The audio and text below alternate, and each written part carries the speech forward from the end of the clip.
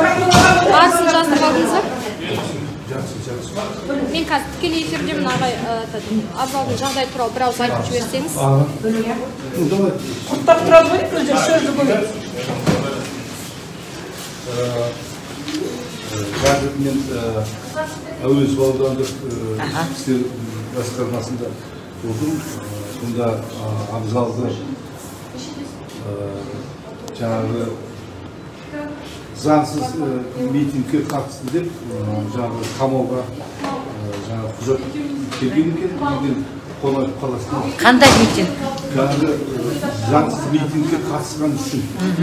Жаңағы 488 митингі болған жоқ. 488 алтыншы митингке қатысқан.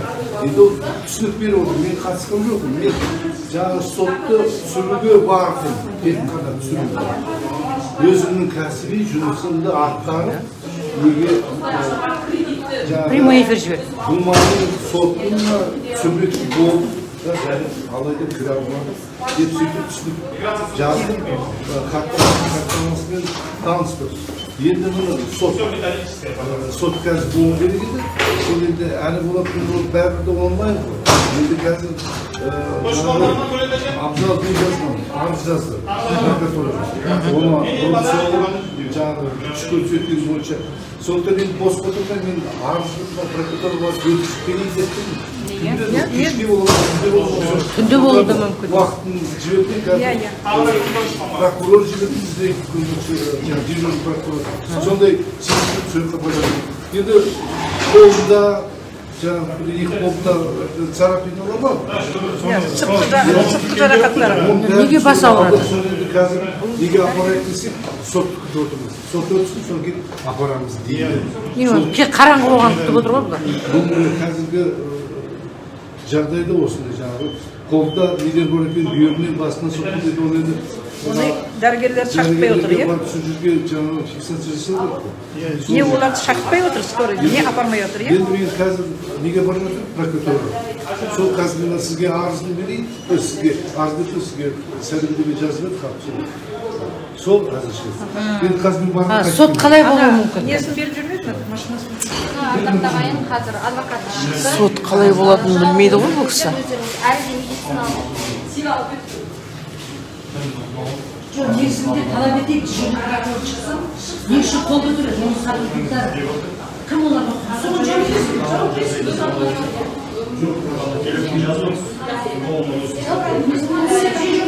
Мен ауырып жүрмін ғой. Ауырып жүрмін ғой әлі. Прямо ана жаққа шығып едім. Дірдектеп кеттім қайтадан.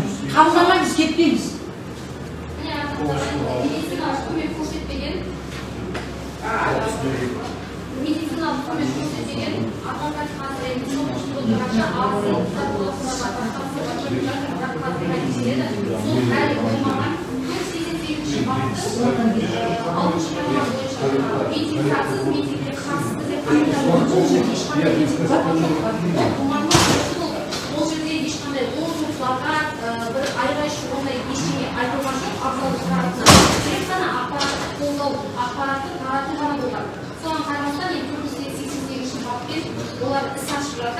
Bana kimge zonları sonra.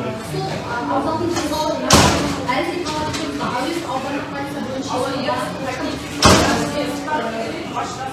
Алматы полиция департаменті назарға алуларында денсаулық нашар оны ауруханаға толықтай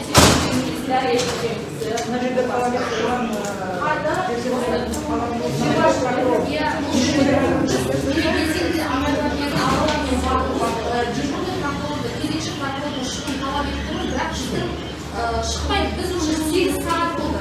8 сағат болды, таңнан бері осы жерлеріміз не прокурор шықпайды, не ұстаған жаңағы полиция шықпайды. Ешқайсы өзге жауап беріп жатқан жоқ.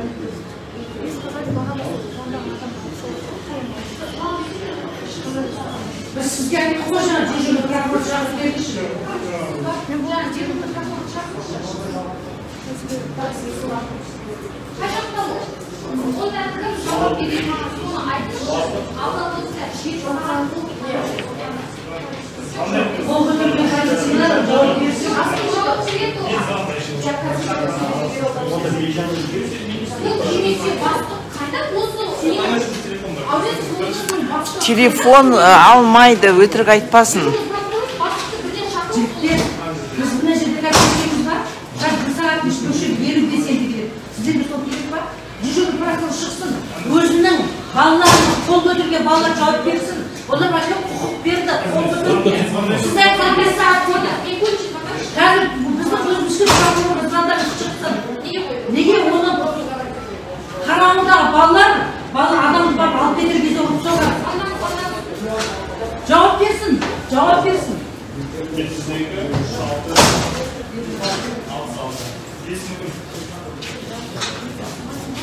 Шекке шыққан сендерді шошқындап Телефон өшқан. Бәсе! Мен уже ұстап алдым ма деп ойладым сіздерді. Жауап бермейді біз уже. Неше түн ойлап тастадық қой уже. Дальше переживай. Понимаешь?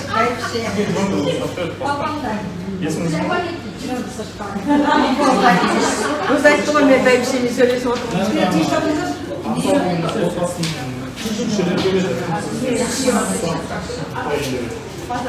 Талап етіп тұрмыз біз, талап етеміз. шықсын. Қарауындағы балалардың жауап берсін қол көтергендер. 7 сағаттан ешкім жауап бермейді. Дежурный прокурор шақырғанда шығу керек. Адамдар жиналып жатыр деп айтыңыз. Міне, тағы келеді десеңдер. Естімей жатыр. Ал. Шықсын. Қазір дегелі уже қанша болды, таңертеңнен бері жүрміз ғой. Жазып алыңызшы. Біз енді 5 сағат болды, енді біз тышып тұрмаймыз. Бағанан бері шыдамдық таныттық, үндемей тұрдық. Заңға бағынып тұрмыз. Енді баланың жүрегі айнып жатыр дейді. Біз оны денсаулығын алаңдап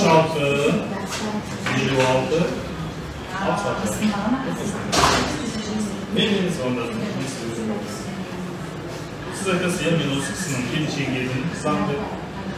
Сізді осы жерге шақырып отырмын, өйткені осындай. Жоқ, жарайды. Кезекші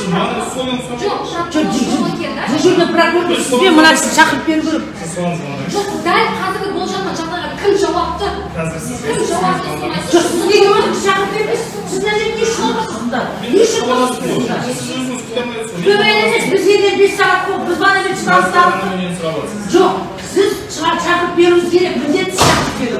Міндетті, осы жерде сіздер отырсыздар. Міне, біз қарашы қанша болды? Қанша болды сіздер? 5 сағат болды, біз шыдап тұрмыз. Ертең қазір алдаудан істейікпін, жүрек айнып ауырып жатыр дейді. Айту жүрек деген осы кім жауап береді? Қол көтермеу керек еді сол үшін. Заңды қорғаушысы шығып кетті. Дежурный прокурор шақырып беріңізші болды. Соттан кейін ауруханаға барамыз деп не отырып сот созып отырған жоқ па? Адвокат емес, бізге дежурный прокурор шақырып берді болды. Басқа ештеңе керек емес. Ана жерде отыру керек дежурный прокурор, ана жерде. И қабылдау керек. Ол қашан келеді сонда? Қашан келеді? Ол сағат таңғы 9-дан кешкі 6-ға дейін осы жерде отыру керек. Келеді ғой. Бізге дежурный прокурор шығып жауап берсін деп жатыр. Шақырмаймыз, болды, жетеді бала беріп. Сіз батырмасына сіз қалабасыңыз? Бұл телефоныңыз өзіңізде көмек керек болып тұрады. Сіз батырмасына. Жоқ, мен дежурный прокурор. Почему олар шақырғанда келеді ма? Конкурстан шыққан сайт қоймады. Canım kalıyorsun. Hiç olacaksın. Avruz canım. Дежурный прокурор керек бізге болды. Kadir öz cıravasın mı? Бағана бер шыдамдық болды. Шақырып бер. Dörs. Tokaev'in gözüne küp olsun diye. Шақырып бер. Бір болмай шығарып жіберіңдер, ит сияқты бізді. Мені Тмитриев көшесі бойындағы Аймалы балабақша алдында күндігін шектеп отыр. Қазір ана туыстарына хабарласып айту, ол әркімнің құқығы бар хабарласып айтуға. Сол да құқығын шектеп отыр. Скорый шақырса өзім. Өзіміз шақыра берейік. Дұрыс. Администрация президентке қалай шығады? Администрация президентке қалай шығады? Жаңа не болды? Аш анау. Не өтінішті аш? Не өтінішін жазамын? А, я? Не өтініш бар ғой? Анау. Не беру қайда? Вот и өтініш. Қазір шықсын. Мен қазақшасын білмеймін, орысша еді бері. Оны қалайсыз? Сертификат қайтарып алынды дейді. Менің ескінің уақыт өтіп кеткен. Ондай болса анау видеомен мен кіремін өзім. Мен кілтсіз кіремін. Бірақ сен... Оны не істеймін мен содан кейін? Интернетім бөлішіп жатыр мен.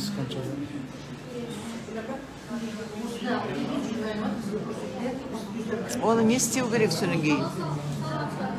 Бізден дежурный прокурор бізді қабылдамай кетпейміз.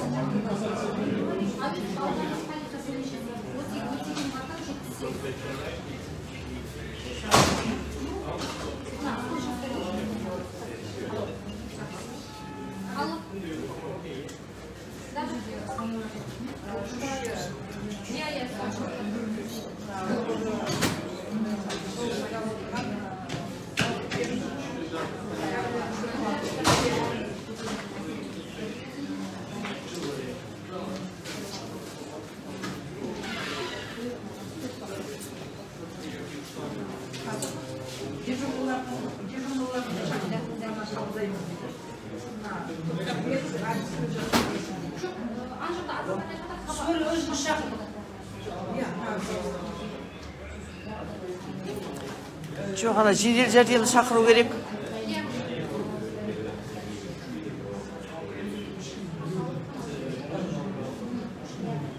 Басташы, бастау, начать деген. Мен просто қазақшасын білмеймін, маған қиын. Ага, вот солай.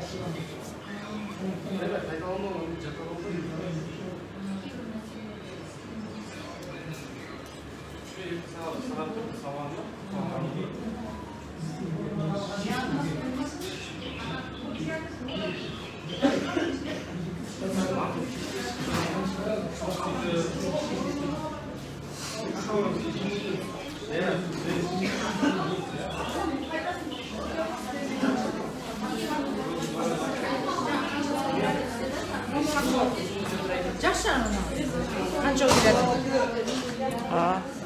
Қазір. Бәрі жұмыстан кейін келеді. Иә, келе жатыр, иә.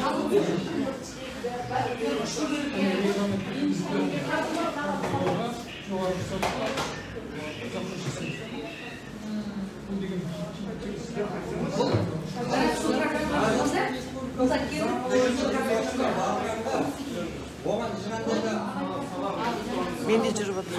Жүріп отыр, айта беріңіз мына кісіге.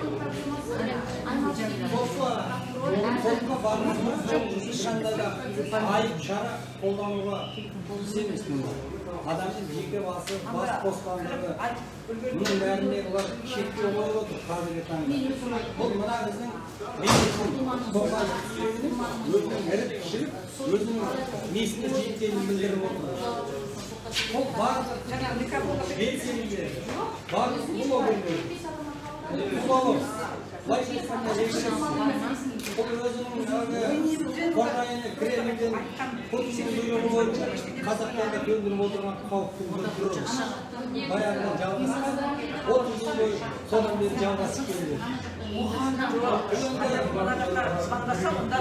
Аллауды ұстап, оның басын кейбірге ұрып, оны қысып оның бәрі барып тұрған бассыздық. Осыған қарамай отырған мен мына заңды қадағалаушы орган прокуратураға түк неменен жоқ соқтырды айтатын сөзім прокуратура заңды қадағалау органы ретінде ол тек қана мемлекеттің ғана сондайдың ғана сойылын соғып соны ғана қорғамау керек. Барлық азаматтарды қорғау керек. Заң бәріне бірдей ортақ болу керек. Жүгенсіздік bassızlık деп есептеймін. Орысты жаңа ғана мен осы тақырыпта Бақытжан Мазарбек Бақытжан депутат, жоғары мәжілісінің депутаты, сол мырзаға жолығып келдім. Онда менің көтерген мәселем осы заңдылықты қадағалау, прокурорлардың қателігінің заңсыздығы. Өйткені ол кісі өзінің сөзінде айтып отыр, заң бәріне бірдей. Бақытжан мырза. Мен сөз қайталағым келді. Заң бәріне бірдей болу керек. Мен ұлымды да қудалап жатыр бұлар. Тәуелсіз журналист, мені тәуелсіз блогерге ауыз салып отыр. Оны құрып соққан. Оның бәрі бассыздық. Сол үшін бұлардың бәрі жауап беру керек. Бас прокуратура қайда қарап отыр. Мен осы мәселеге көрсетіп, ол кісі де өз айтып отыр. Заң алдында бәрі бірдей де. Міне, осының басқа алып қосарым жоқ. Міне, ардақтаған барша белсенді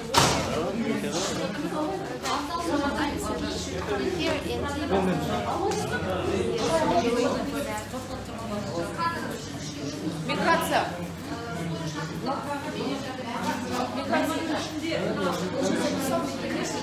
아니 아가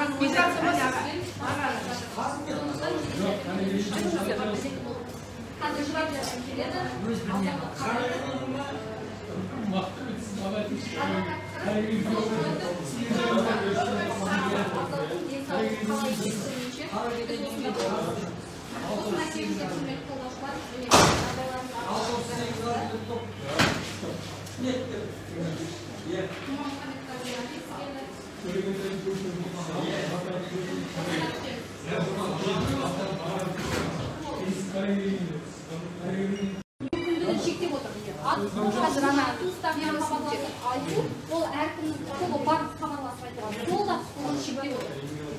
Скоро шақырсақ өзім. Өзіміз шақыра берейік те? Администратор президентке қалай шығады? Администратор президентке қалай шығады? Жаңа үй болып. Аш анау, не өтінішті аш? Не өтінішті жазамын? Ая? Не өтініш бар ғой? Анау, не беру қайда? Вот не өтініш. Қазір шықсын. Мен қазақшасын білмеймін, орысша еді бері. Оны қалайсыз? Сертификат қайтарып алынды дейді. Менің ескінің уақыт өтіп кеткен. Ондай болса анау видеомен мен кірем өзім. Мен кілтсіз кірем. Бірақ сен кіріп қойсайшы. Оны не істеймін мен содан кейін? Интернетім өшіп жатыр мен.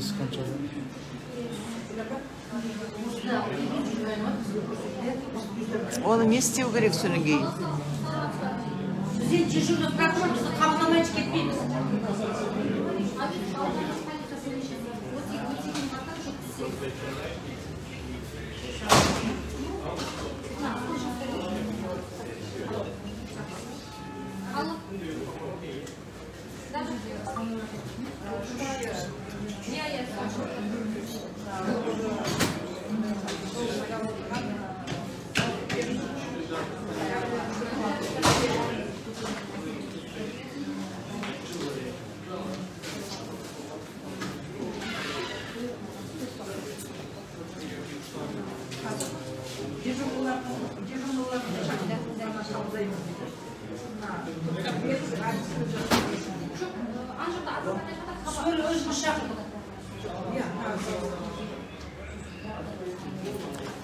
Жоқ, ана жедел жәрдемді шақыру керек.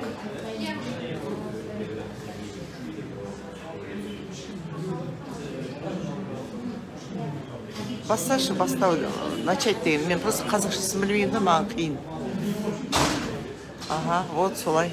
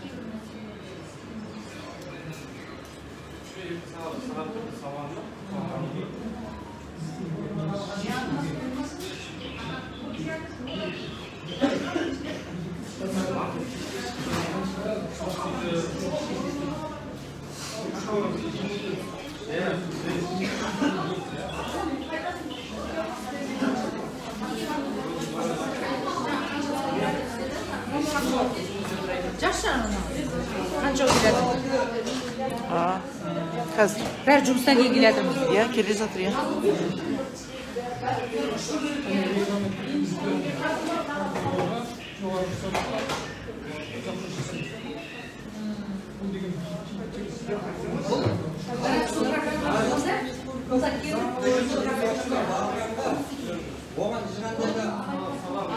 Мен де жүріп отыр.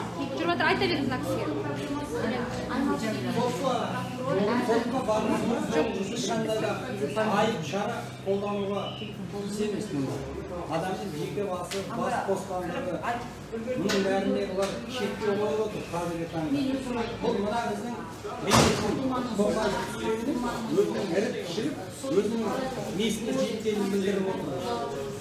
Бұл барлық белсенділер, барлық блогерлер, блогер, былай айтқанда режиссер, бұл өзінің қожайыны Кремльден Путиннің бұйрығы бойынша қазақтарды төндіріп отырған қауіптің түрі баяғыдан жалғасқан 30 жыл бойы содан бері жалғасып келді. Алланы ұстап, оның басын темірге ұрып, оны қысып көрсетіп, оның бәрі барып тұрған бассыздық. Осыған қарамай отырған мен мына заңды қадағалаушы орган прокуратураға түк неменен жоқ соқтырды айтады сөзім прокуратура заңды қадағалау органы ретінде ол тек қана мемлекеттің ғана тоңбайдың ғана сойылын соғып соны ғана қорғамау керек. Барлық азаматтарды қорғау керек. Заң бәріне бірдей ортақ болу керек. Жүгенсіздік бассыздық деп есептеймін. Оның үстінде жаңа ғана мен осы тақырыпта Бақытжан Базарбек Бақытжан депутат, жоғары мәжілістің депутаты, сол мырзаға жолығып келдім. Онда біздің көтерген мәселе осы заңдылықты қадағалау, прокурорлардың істеген заңсыздығы. Өйткені ол кісі өзінің сөзінде айтып отыр, заң бәріне бірдей.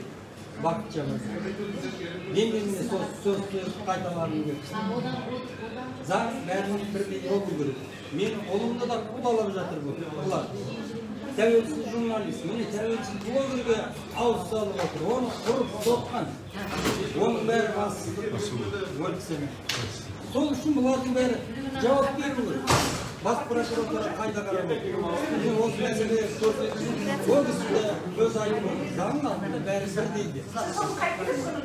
Міне, осының басқа алып қосарым жоқ. Меня вдохновляет ваша беседа.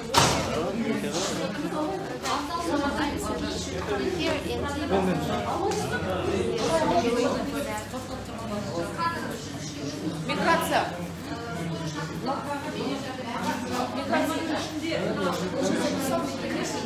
Әне, ағаның миграция